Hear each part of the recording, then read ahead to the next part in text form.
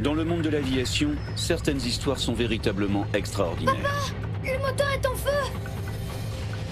Lorsqu'un Boeing 747 perd ses 4 moteurs à 11 000 mètres au-dessus de l'océan Indien, Roger, déclarez une urgence. Mayday, Mayday, Mayday, Speedbird 9. l'avion de ligne se transforme alors en planeur. Voici l'histoire du vol British Airways 009.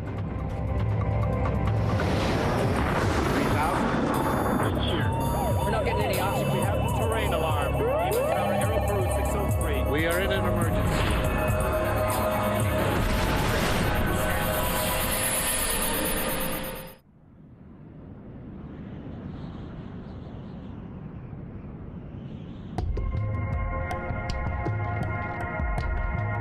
Nous sommes le 24 juin 1982, quelque part au-dessus de l'Indonésie. Le vol British Airways 009 est parti de Londres la veille. Et après 2 escales, il vole maintenant vers Perth, sa destination finale en Australie. À bord, 263 passagers, dont Phyllis Welch et sa fille installés dans la dernière cabine, tout au fond de l'appareil. Comment ton héroïne Fanny Price s'en sort-elle? Oh, elle vit un moment difficile à Mansfield Park, mais pour moi, c'est un bon endroit pour y passer quelques heures. Ça ne me dérangerait pas d'y être. Ne t'inquiète pas, maman, on y va. Nous avions déjà traversé au moins 8 fuseaux horaires. Nous étions très fatigués. Nous étions passés par Bombay, par Kuala Lumpur, et nous n'avions pas réussi à beaucoup dormir, voire pas du tout. Et c'était une nuit noire, noire. Devant Betty et Phyllis se trouve Charles Capwell, un Australien qui retourne chez lui à Perth avec ses 2 garçons, Chas et Stephen. Allez, calmez-vous les garçons. C'est l'heure de faire la sieste. Retournez à vos places. Non! Pourquoi? Tu veux dormir ici? D'accord.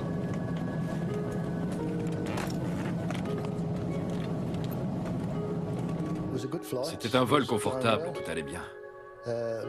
Le départ de Londres s'était très bien passé. Et on avait hâte de rentrer à la maison. Les garçons étaient impatients de retrouver leur mère.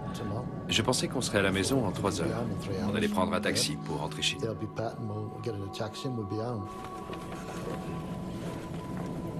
La plupart des passagers viennent de Londres et ils ont entamé leur long voyage il y a une vingtaine d'heures. Par contre, l'équipage, lui, débute sa journée de travail.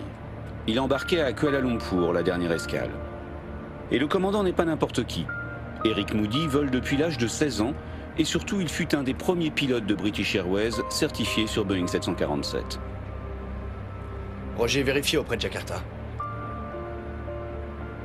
Contrôle Jakarta, Speedbird 9 sur Alim au niveau 370.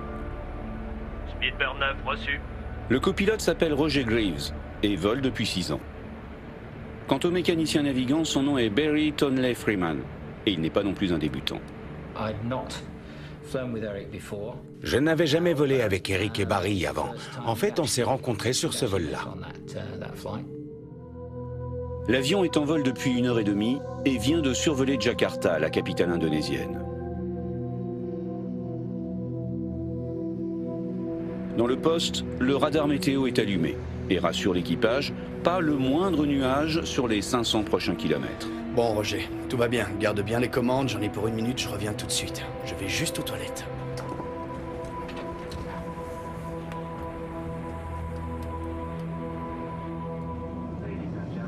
Dans la cabine, plongée dans la pénombre, la plupart des passagers dorment.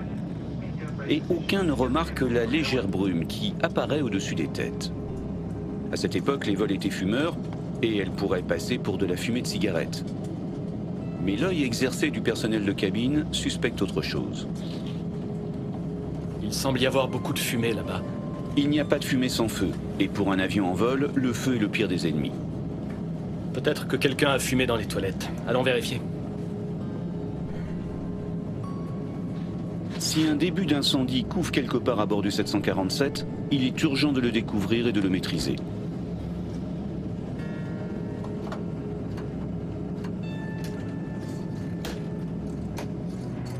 Au même moment, dans le poste de pilotage, la situation prend une tournure inattendue. Barry et moi, on était tranquillement aux commandes. Il faisait nuit noire.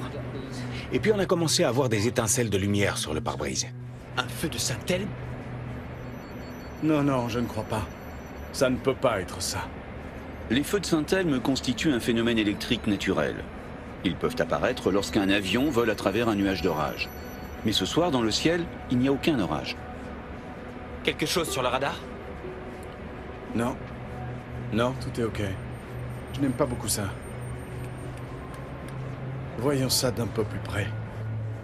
En allumant leur phare d'atterrissage, les pilotes distinguent alors une sorte de halo brumeux qui semble entourer leur avion. Étonnant, d'autant que l'écran radar reste désespérément vide. À 37 000 pieds, on peut juste s'attendre à croiser de hauts cirrus qui forment une fine couche de nuages.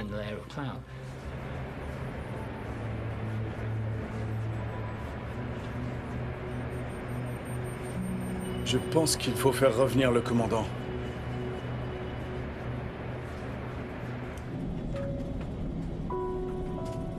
Je lisais mon livre quand j'ai ressenti une légère turbulence, à peine. J'ai regardé sur ma gauche, où j'avais une très bonne vue sur l'aile. Et, à ma grande surprise, elle était entièrement enveloppée d'une lumière blanche, brillante. Je me suis remise à lire, mais j'ai fini par réaliser que je lisais sans cesse le même paragraphe, sans en comprendre un seul mot. Je ne savais pas du tout ce qui se passait.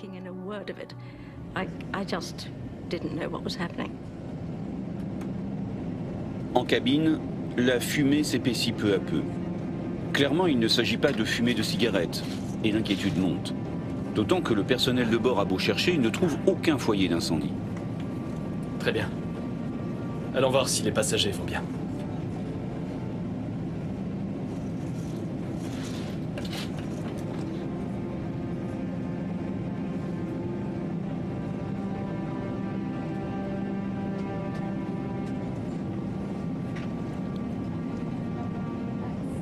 Tu ne sens pas quelque chose de bizarre, maman? Ça a l'air un peu enfumé ici. J'ai remarqué une fumée épaisse qui venait des bouches d'aération au-dessus des hublots. C'était une vision très inquiétante. Des cigarettes turques?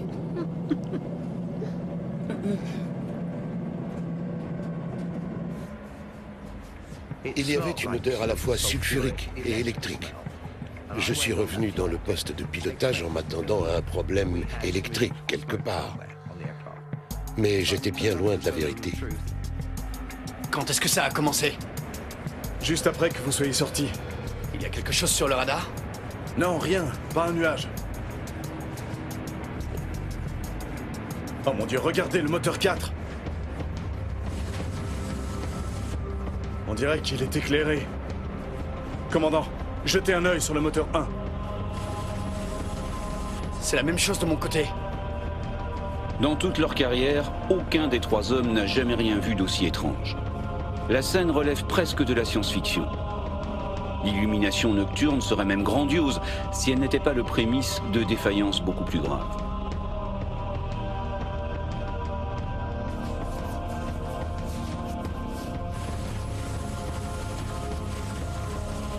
Ce grand spectacle lumineux est devenu encore plus intense. En fait, on s'est retrouvé assis là, face à deux plaques de lumière blanche et brillante à la place des pare-brises. À l'arrière, la fumée ne cesse de s'épaissir. Et le personnel de cabine essaie, tout en continuant ses recherches, de masquer sa nervosité pour ne pas inquiéter les passagers.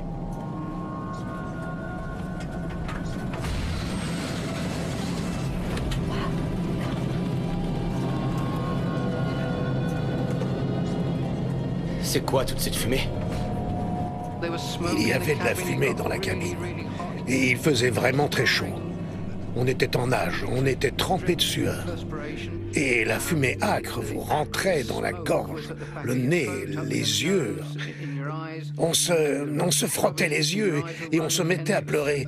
Oh, ce n'était pas agréable du tout, du tout. Le plus étonnant, Barry Tonley Freeman, le mécanicien navigant, a beau s'écarquiller les yeux sur ses cadrans.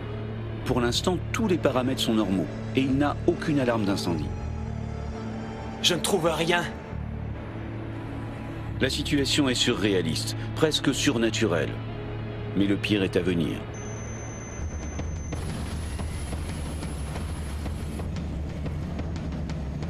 Papa! Le moteur est en feu!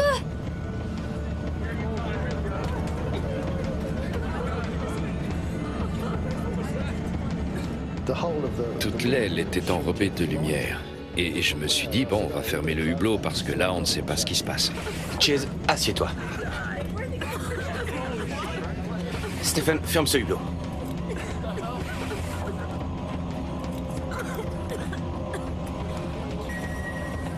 Puis j'ai réalisé que quelque chose n'allait pas du tout. Il y avait des flammes énormes qui sortaient des moteurs, oui, et qui faisaient 6 mètres, 8 mètres pour certaines.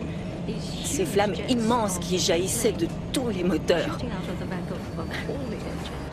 Est-ce qu'elles allaient pénétrer dans l'avion? Est-ce qu'on allait mourir brûlé? Est-ce qu'on allait mourir étouffé? Qu'est-ce qui allait arriver? C'était dû à quoi? Qu'est-ce qu'ils allaient faire? Alors que le feu semble dévorer l'intérieur des moteurs, le réacteur extérieur gauche brutalement s'arrête. Pas de moteur sur le numéro 4. Procédure d'incendie sur le numéro 4. Vérification de puissance. Fait. Manette des gaz. Fermé. Levier de démarrage. Éteint. Quand un moteur tombe en panne, on exécute la procédure adéquate pour le couper ou pour le redémarrer. Ainsi, quel que soit l'équipage avec lequel vous volez, la procédure reste la même. Étonnamment, les instruments ne détectent toujours aucun signe d'incendie. Les passagers, eux, sont terrorisés par les longues flammes qu'ils voient jaillir de l'arrière des moteurs. Je ne pouvais pas voir les moteurs de là où j'étais assise. Je pouvais seulement voir l'espace derrière les moteurs.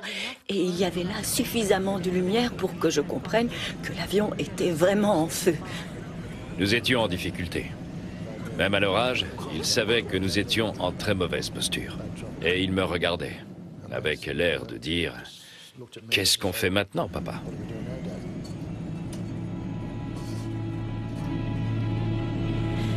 Je veux être tout près de toi.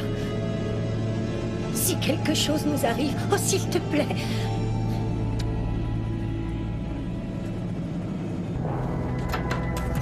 Le personnel de bord commence à ranger tout ce qui traîne dans les galets, là où on prépare les repas. En prévision d'éventuelles turbulences, tout le monde doit être attaché et chaque objet arrimé.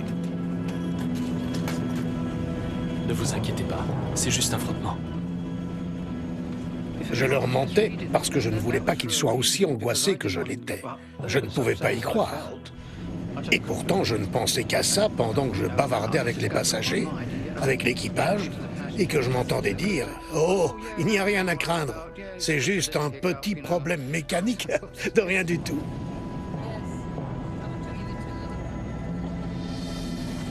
La situation est périlleuse. L'avion est à 11 000 mètres au-dessus de l'océan et sur 3 moteurs, il continue de s'éloigner de Jakarta, l'aéroport le plus proche. Et quelques secondes plus tard... Moteur numéro 2 en panne. Très bien, commencez l'arrêt du moteur. Non, attendez! Ils sont tous en panne. Les 4 moteurs sont arrêtés.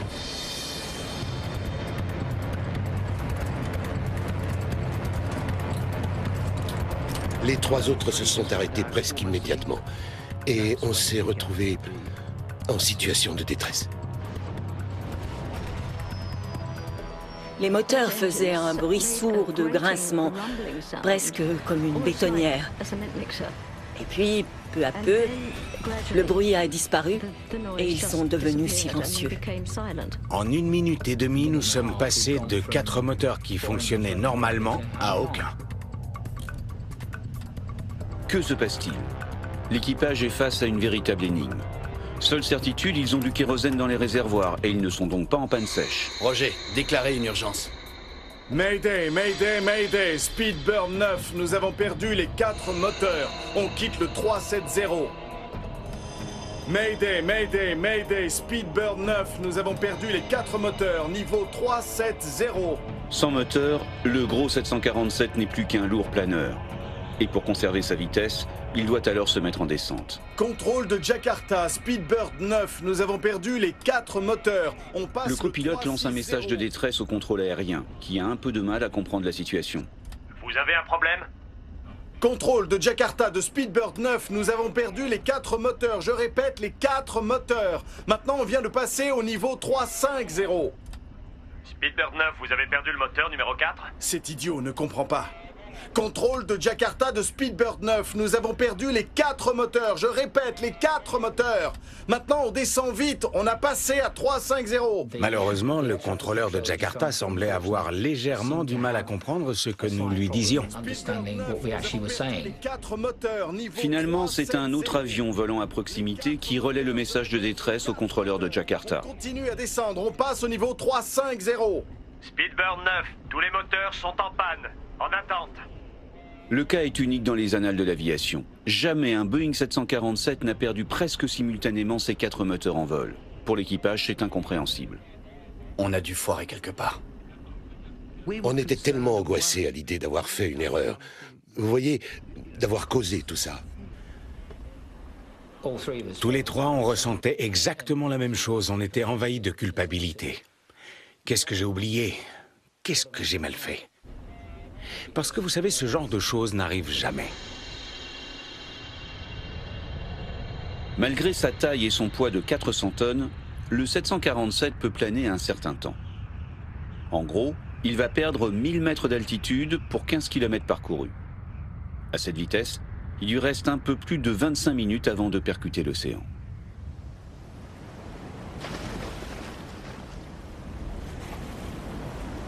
Quand tous les moteurs s'arrêtent, vous passez en mode manuel. Évidemment, on avait fait cet exercice en simulateur de nombreuses fois. Quand ça vous arrive pour de vrai, tout va très bien tant que cela correspond à ce que vous avez appris au simulateur. Or là, ce n'était pas du tout le cas. De fait, une difficulté supplémentaire apparaît. Contrairement au simulateur où le pilote automatique se désengage à l'arrêt des moteurs, dans la réalité, bizarrement, il demeure enclenché. On était tous les trois très perturbés. Parce que ce qui nous arrivait ne correspondait pas à ce qu'on nous avait appris. Très bien, on lance la procédure de redémarrage. Prêt. Batterie. Mais pour l'instant, l'équipage a d'autres urgences que le pilotage automatique. Ouvert. Toujours rien? Toujours rien? Non. Encore une fois. Ok, on reprend tout du début. Batterie. Activé. Robinet d'intercommunication. Ouvert. Bouton d'incendie. Enclenché. Volet, ouvert. La procédure de redémarrage peut prendre jusqu'à 3 minutes. Pression carburant. Normal. Commande volet. Compte tenu du temps qui leur reste avant de toucher l'océan, l'équipage n'a droit qu'à 7 ou 8 essais. Non. Encore une fois, messieurs. Ok, à nouveau du début. Batterie. Activé. Robinet d'intercommunication. Ouvert. Bouton d'incendie. Enclenché. En passant la barre des 10 000 mètres d'altitude, le commandant décide de modifier sa route pour tenter de rejoindre l'aéroport le plus proche, celui d'Alim, dans la banlieue de Jakarta. Même s'il sait que sans moteur, ses chances d'y parvenir sont nulles. Jakarta de Speedbird 9, virage à gauche pour le 300, retour sur Alim. Speedbird 9, le radar ne peut pas vous voir. Affichez 7700. 7700, c'est le code de détresse à afficher sur le transpondeur. Jakarta de Speedbird 9, nous affichons déjà 7700. Visiblement, le transpondeur ne marche plus. Conséquence, l'avion n'apparaît plus sur l'écran radar et les contrôleurs ne peuvent pas l'aider à trouver sa route. En cabine, depuis l'arrêt des moteurs, l'ambiance est d'un calme inquiétant.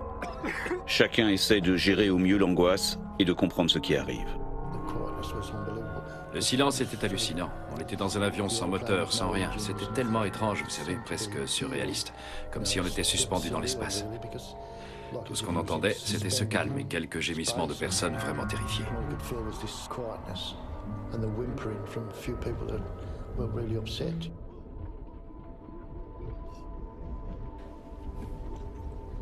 Certaines personnes se tenaient très droites, comme si elles n'avaient rien remarqué. Au début, on éprouve de la peur à l'état pur. Et puis, au bout d'un moment, on accepte. Vous savez que vous allez mourir. Nous savions que nous allions mourir. Qu'est-ce qui se passe? Quel est le problème? C'est juste une défaillance technique. Je suis passé par bien pire, croyez-moi. Tout ira bien. Je pense que si je m'étais assis pour prendre conscience de ce qui était réellement en train de se passer, je n'aurais jamais pu me relever. Un steward est venu vers nous et il a dit « Mesdames, est-ce que tout va bien ?» Oui, on a dit « Nous allons très bien », ce qui était un mensonge absolu. Mais c'était comme ça. Il était absolument vital de ne pas paniquer. Dans le poste, la situation ne s'arrange pas. Malgré leurs efforts, les pilotes n'arrivent pas à redémarrer les moteurs. Et alors que le commandant essaie de maintenir une vitesse entre 250 et 270 nœuds, les indicateurs de vitesse semblent eux aussi défaillir. Commandant, j'ai 320 nœuds de mon côté. Eh bien, j'ai 270. Putain, c'est une différence de 50 nœuds. Je vais varier la vitesse. C'est une difficulté supplémentaire. Les indications de vitesse ne sont plus fiables. Or, pour éviter le décrochage et aussi favoriser le redémarrage des moteurs, l'avion doit afficher une certaine vitesse. Donc, à partir de ce moment-là, Eric a fait varier la vitesse d'une centaine de nœuds. Nous, on avait besoin d'une vitesse précise pour redémarrer les moteurs. On espérait à chaque essai, en injectant le carburant dans les réacteurs, avoir la chance de tomber sur la bonne vitesse. Pour modifier la vitesse, le commandant est repassé en pilotage purement manuel. À partir de là, il va pouvoir accélérer ou ralentir simplement en poussant ou en tirant sur le manche. Évidemment, ces mouvements de montagne russe ne sont pas très discrets pour les passagers. À un moment, l'avion a commencé à bouger de façon étrange. Il semblait grimper en flèche, puis piquer vers le bas. C'était la sensation qu'on avait, et les montagnes russes étaient si violentes qu'on avait l'impression que l'avion allait casser. L'avertissement de pression, capitaine, nous sommes à 10 000. L'avertissement de pression, c'est pas censé faire ça. Et là, une alarme a retenti. Ça ne nous était jamais arrivé au simulateur. Ça nous a complètement surpris. Les moteurs servent également à maintenir la pressurisation de la cabine. Comme les moteurs étaient à l'arrêt, l'air n'était plus propulsé dans la cabine qui commençait à se dépressuriser. Or, avec la dépressurisation de la cabine, le niveau d'oxygène commence à se réduire dangereusement. La respiration est de plus en plus difficile. Les pilotes ont des masques à oxygène individuels qu'ils doivent mettre en cas de dépressurisation. Mais nouveau problème, celui du copilote ne marche pas. Mon masque à oxygène, oui. Ça, c'était un problème dont je me serais bien passé. Il était rangé au-dessus de ma tête. Et quand j'ai tiré dessus, le masque et le tube se sont séparés. Le commandant est face à un choix difficile. S'il continue à descendre lentement, le copilote risque de sombrer dans l'inconscience par manque d'oxygène. J'ai dit, si on descend à 20 000 pieds, rapidement, on pourra tous enlever nos masques à oxygène et on pourra se parler normalement. En fait, nous avons dû augmenter la vitesse pour descendre rapidement. Ce qu'on n'aurait jamais fait dans ces circonstances si on avait eu le choix. Alors j'ai piqué et on a perdu environ 6 000 pieds en 1 minute. La dépressurisation est telle qu'elle finit par déclencher la descente automatique des masques à oxygène en cabine. Des trucs sont tombés du plafond. Ils pendouillaient devant nous. Stephen avait bien le sien, mais Chase avait trop tiré dessus. Et il l'avait débranché. Donc j'ai fait en sorte que Chase ait de l'oxygène. J'avais vu des films sur des avions. Et croyez-moi, quand ça se produit, vous êtes dans un sérieux pétrin.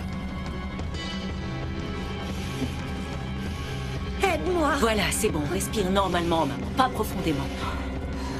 Respire calmement. Les masques à oxygène sont descendus et nous les avons mis comme cela avait été décrit lors de la démonstration de sécurité que nous avions heureusement suivie au début du vol. Mais il me semblait que l'apport d'oxygène ne fonctionnait pas. Est-ce que le tien marche? Non, il n'y a rien qui sort. Le chef de cabine tente de fournir quelques explications aux passagers. Mais faute d'électricité, le système de sonorisation ne fonctionne plus. Il doit alors faire avec les moyens du bord.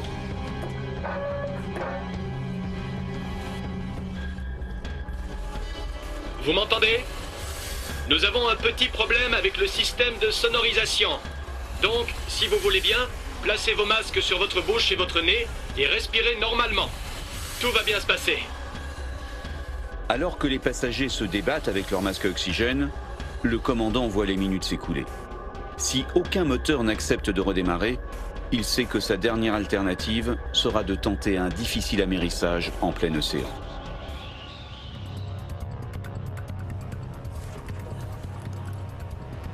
Dans ce cauchemar, enfin une bonne nouvelle. Le copilote a réussi à réparer son masque à oxygène, alors que le mécanicien navigant essaie toujours de redémarrer au moins un des moteurs. On essaye de redémarrer, t'es prêt? Allez-y. Batterie. Activé. Robinet d'intercommunication. Ouvert. Rien?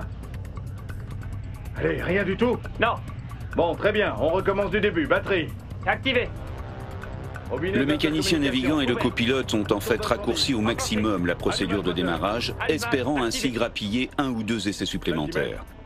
Mais pour l'instant, rien ne fonctionne. Les vieilles porriques.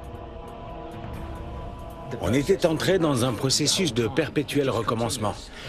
Malgré tous nos efforts, on n'avait aucun succès avec la procédure de redémarrage. Mais c'était la seule chose qu'on pouvait faire et on continuait.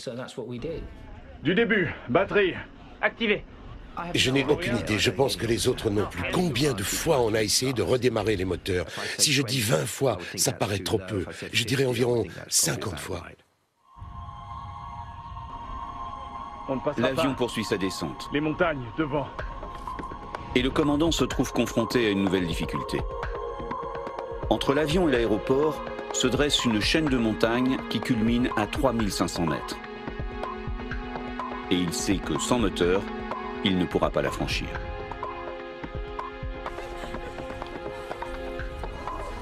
Avec ce taux de descente, il ne leur reste plus que quelques minutes. Le commandant décide alors de s'accorder encore une ou deux tentatives de démarrage avant de reprendre le cap vers l'océan pour tenter un amérissage. Très bien. On a quelque chose? Ça ne redémarre pas. Je savais bien que c'était tellement difficile de faire amérir un avion, même dans les meilleures conditions. Et je me suis dit, bon, on n'a pas les meilleures conditions et je ne l'ai encore jamais fait. Dorénavant, les passagers s'attendent au pire.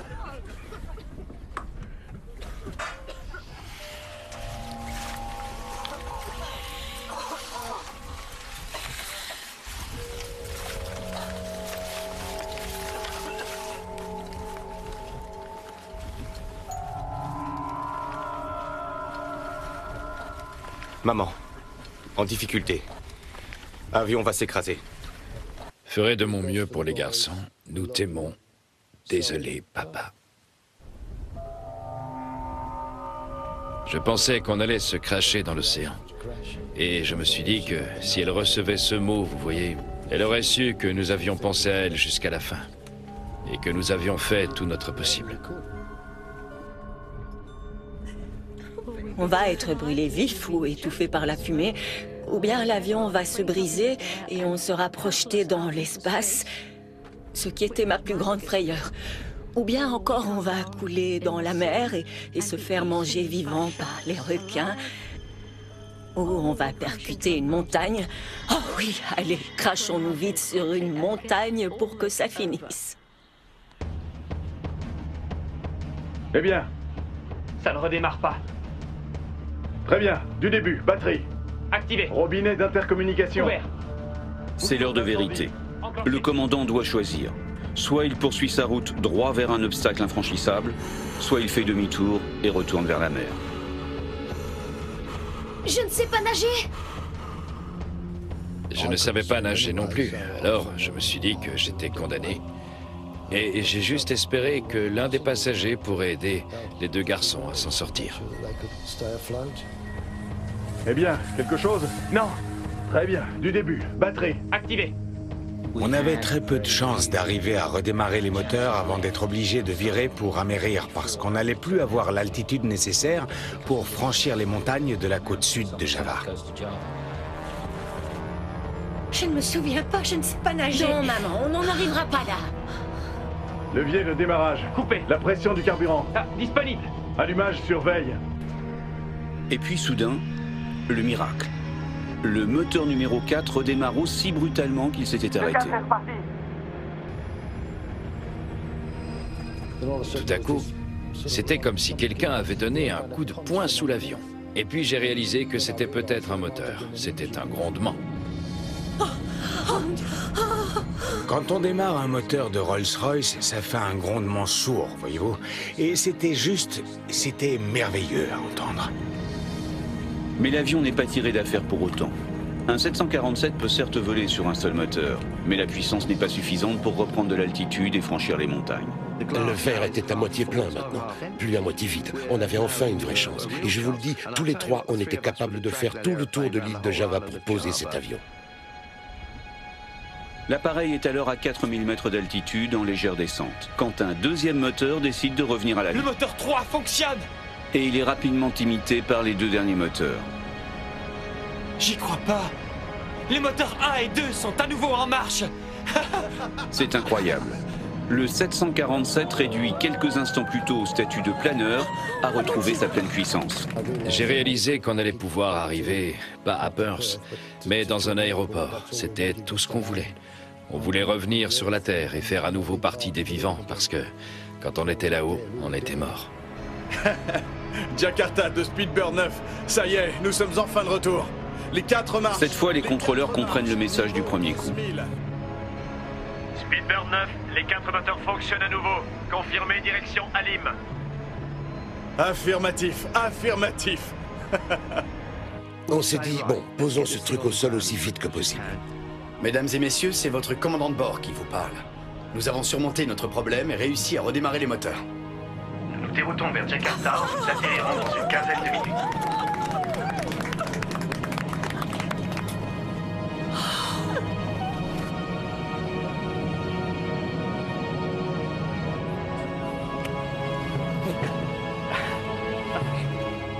Le commandant décide aussitôt de reprendre de l'altitude pour franchir en toute sécurité le relief montagneux qui le sépare de la piste. Mais alors que l'avion est en montée, brutalement, les inquiétantes lumières réapparaissent. Dès que nous avons atteint les 15 000 pieds, les feux de Saint-Elme ont recommencé. Et je n'étais plus si bête. Et je me suis dit, il faut se tirer vite fait. Et avant qu'il n'ait le temps de réagir, l'infernal enchaînement repart de plus belle. Le moteur 2 pompe! Oh non, pas encore! L'avion tremblait de partout, il faisait juste bam, bam, bam. L'ambiance dans la cabine était très tendue et très silencieuse. Je pense que très peu de gens parlaient, mais qu'il y avait beaucoup de prières. Le phénomène de pompage est de plus en plus violent sur le moteur 2. Le commandant décide alors carrément de couper le réacteur. Commencez la procédure d'arrêt. Vérification de puissance et vitesse. Éteint. Levier de poussée. Fermé. Eh bien, nous étions réticents à le faire, comme vous pouvez probablement l'imaginer. Mais le fait est qu'on était revenu sur 3 moteurs. Je ne suis pas un froussard, mais quand vous avez eu 4 moteurs en marche, puis plus un seul, quand vous avez réussi à relancer les 4, eh bien, montrez-moi un pilote qui va vite couper un moteur parce qu'il a peur que les 3 autres s'arrêtent à nouveau. Jakarta de Speedbird 9, quittons 150 pour 120. Nous sommes maintenant sur 3 moteurs.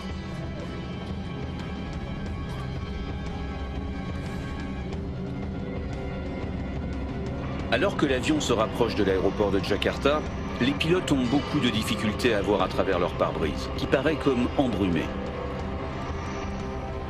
Et j'ai dit à Eric, c'est un peu brumeux dehors, non?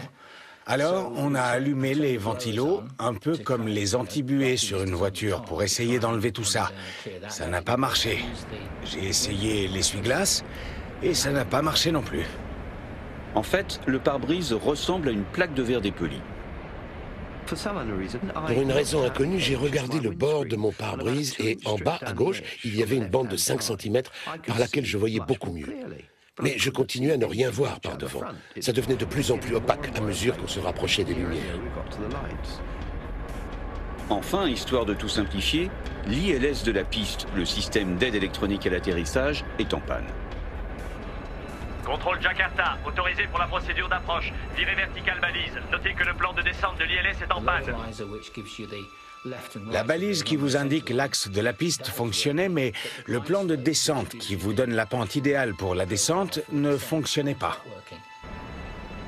Poser un avion de nuit, presque sans visibilité et sans ILS, est un challenge pour l'équipage.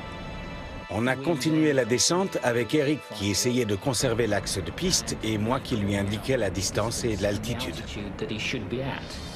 300 pieds, commandant.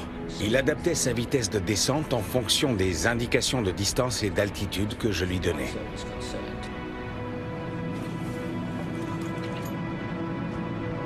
« 200. 150 pieds, commandant.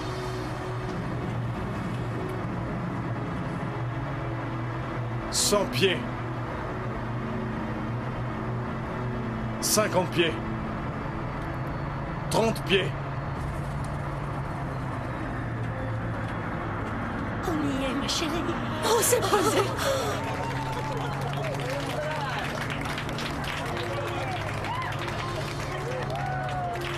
Papa, nous sommes sur la piste. Inversion.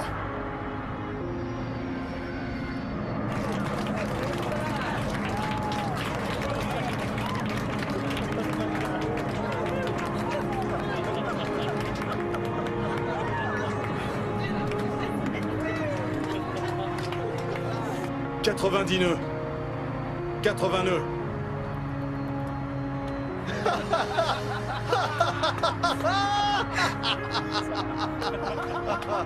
On est à terre.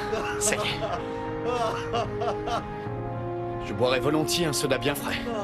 L'avion a atterri tout seul. On aurait dit qu'il embrassait le sol. C'était magnifique. C'est incroyable. C'est la fin du cauchemar pour tout le monde. Et les passagers en cabine éclatent de joie. Reste maintenant à comprendre ce qui s'est passé. Pourquoi une fumée a-t-elle envahi la cabine alors qu'il n'y avait aucun incendie à bord? Quel phénomène peut expliquer le halo blanchâtre qui entourait l'avion? Et surtout, pourquoi les 4 moteurs se sont-ils arrêtés presque simultanément? Dans le poste, les 3 pilotes sont soulagés d'être de nouveau au sol. Mais ils demeurent inquiets. Ont-ils commis une erreur? La première chose qu'on a faite après avoir parqué l'avion et tout éteint, ça a été de regarder dans la paperasse pour voir s'il y avait quelque chose, quelque part, qui aurait pu nous donner un semblant d'indication sur le phénomène qu'on avait vécu. Ça va nous revenir. Les dégâts sur le 747 sont importants. Le pare-brise a été complètement rayé et le fuselage a été comme poncé. À certains endroits, le métal est carrément à nu. Toute la peinture est partie. L'équipage doit attendre le lever du jour pour se rendre réellement compte des dommages. Nous y sommes retournés le lendemain pour le regarder en plein jour. Il avait perdu son lustre et à certains endroits, il avait été comme sablé tellement fort que tous les autocollants et la peinture étaient partis. Mais le pire est apparu quand ils ont démonté les moteurs. Les moteurs sont des Rolls-Royce de construction anglaise. L'enquête est confiée à Malcolm Grayburn, un ancien ingénieur. 3 des moteurs ont été déposés à Jakarta à la suite de l'incident et ont été envoyés par avion cargo à Heathrow, à Londres, puis transportés en Galles du Sud, où les moteurs ont été en fait démontés en plusieurs parties. Et c'est à ce moment-là que j'ai commencé. Malcolm Grayburn est abasourdi. La plus grande partie des moteurs est complètement rayée et profondément marquée. Nous avons fait faire une expertise scientifique des moteurs et nous avons tout enregistré sous forme d'analyse photographique et d'analyse de laboratoire. Il découvre rapidement que les moteurs ont été étouffés par une fine poussière composée de sable et de morceaux de roche. Envoyée en laboratoire, cette poussière est identifiée comme étant des cendres volcaniques. Et de fait, au moment du vol 009, le mont Galunggung, situé à 160 km au sud-est de Jakarta, est entré en éruption, propulsant dans les airs des milliards de particules volcaniques.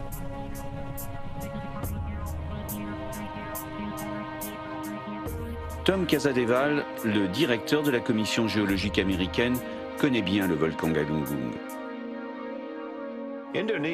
L'Indonésie est le pays le plus volcanique au monde. Il y a plus de 130 volcans en activité, ce qui veut dire que leur première éruption date de plusieurs milliers d'années. L'éruption de Galunggung a été très forte au début des années 80. Elles ont été de plus en plus puissantes en avril, mai et juin 1982. Au sol, les dégâts furent aussi très importants. Plus de 60 000 personnes ont dû être évacuées. La nuit du vol 009, le volcan a connu une nouvelle et violente éruption.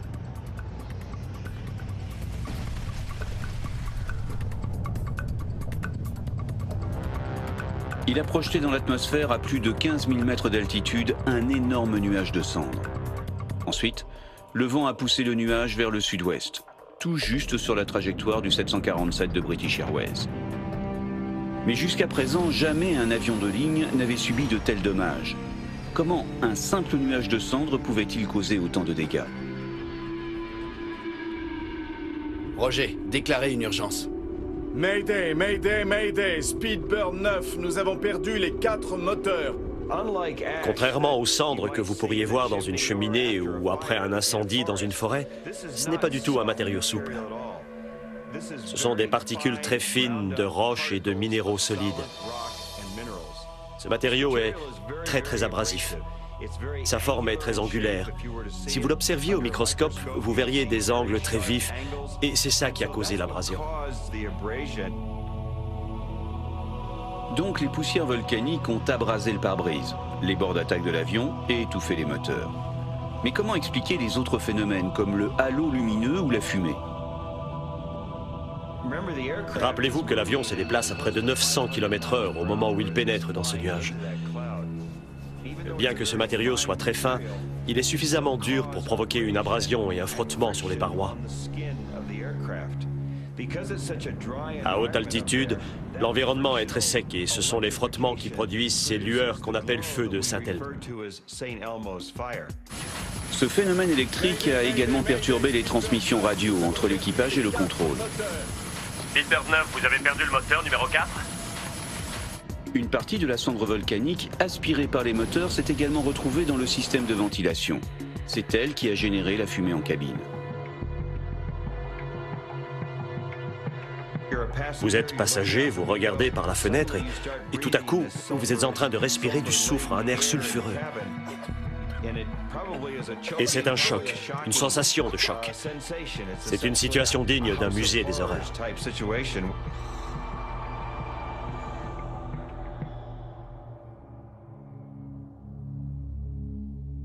Mais la pire des conséquences demeure évidemment l'arrêt des 4 moteurs. Que s'est-il passé?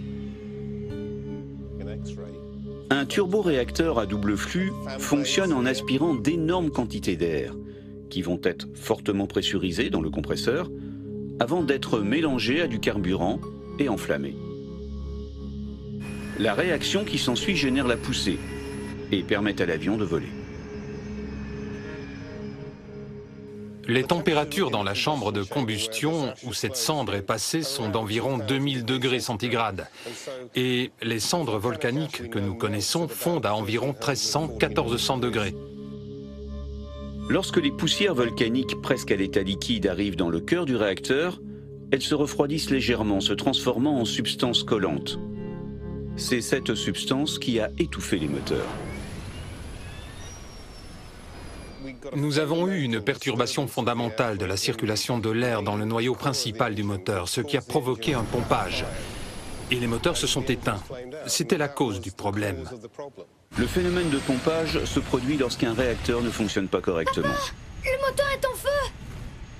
Dans le cas du vol 009, il y avait trop de carburant et plus suffisamment d'oxygène. Pas de moteur sur le numéro 4! Procédure d'incendie le numéro 4. Les flammes que les passagers ont vu sortir de l'arrière des réacteurs étaient la conséquence directe de ce phénomène. La combustion du carburant se poursuivait à l'extérieur des moteurs, jusqu'au moment où les réacteurs se sont étouffés.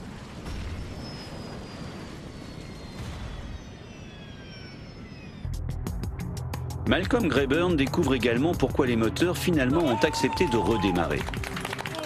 À la sortie du nuage de cendres volcaniques, avec les moteurs à l'arrêt, donc refroidis, la poussière s'est suffisamment solidifiée pour permettre aux moteurs de redémarrer. Les moteurs ont en effet réussi à expulser une partie de la cendre solidifiée, ce qui finalement a permis leur redémarrage. Le moteur 4 fonctionne. Notre expérience a beaucoup servi pour la formation des pilotes. Maintenant, ils savent interpréter les signes de la présence d'un nuage de cendres, comme l'odeur de soufre ou de la fumée dans la cabine, ainsi que, en vol de nuit, les feux de Saint-Elms, provoqués par la friction électrique sur les bords d'attaque de l'avion.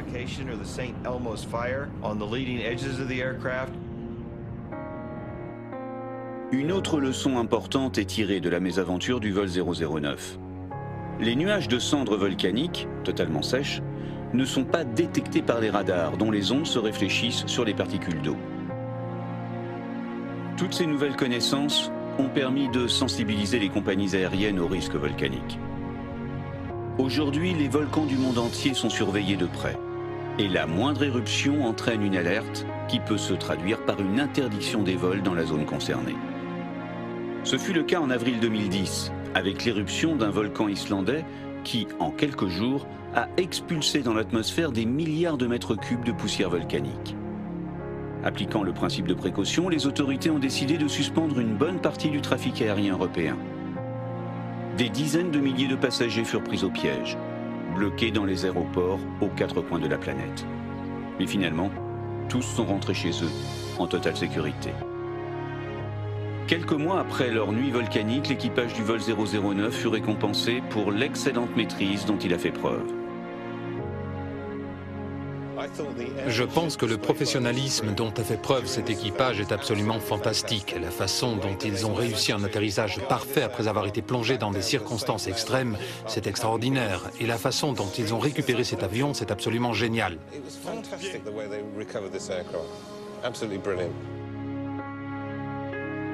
Les passagers du vol 009, eux, n'ont rien oublié de leur étrange et terrifiante expérience.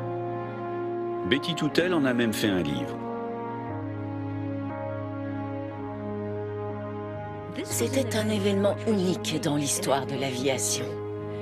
Et il m'a paru absolument vital de le mémoriser. Et j'étais en train de me demander qui allait bien pouvoir le faire quand je me suis dit que j'allais l'écrire moi-même. Et pour Betty, le destin ne s'est pas arrêté là.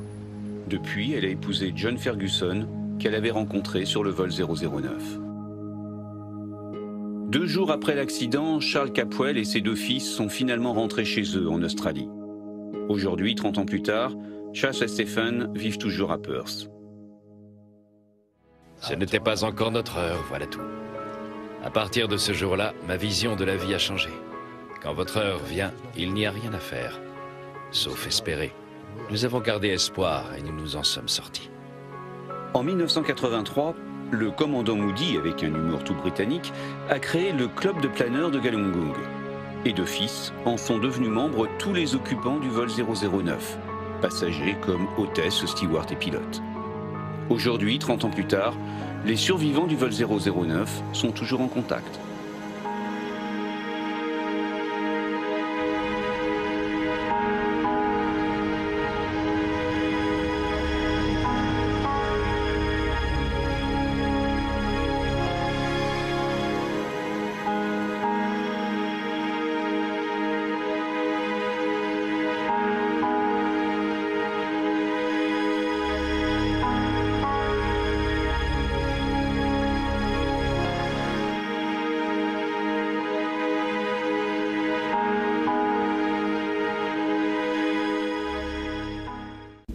La semaine prochaine... Surveille la vitesse, on va avoir de sérieuses turbulences. Sale temps pour le vol Korean Airlines 801. Remise de gaz. Volez, volez. La semaine prochaine, retrouvez Danger dans le ciel, le vol Korean Airlines 801, même jour, même heure, même chaîne.